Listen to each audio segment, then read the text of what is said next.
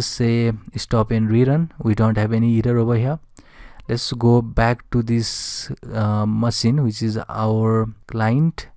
Let's open this CMD over here. Let me just rerun again.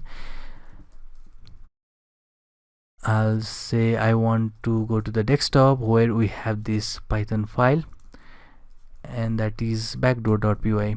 So I think we should have get the connection, obviously. So instead of just listing out, we know there is a connection, we'll just interact with this connection. So now if you just remember, the command was --yucks and 1.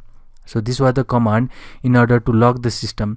So I'll just put, that is the window machine right here. So let me just make this smaller over here, and let's see if we can lock this system or not. So okay, it should be.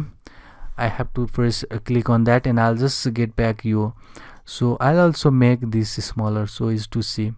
So you could see in both of these picture, I have here the server side, and in this right hand side we have the Kali machine, and here this is the window machine. So let's see if we can lock this system or not. So if I just hit enter now, you could see it has been directly locked.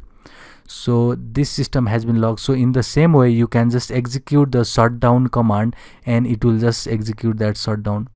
So you could see that this is the way to lock the system. So in the next lecture, we'll just make complete CMD hijacker. So that will be interesting lecture. See you in the next one.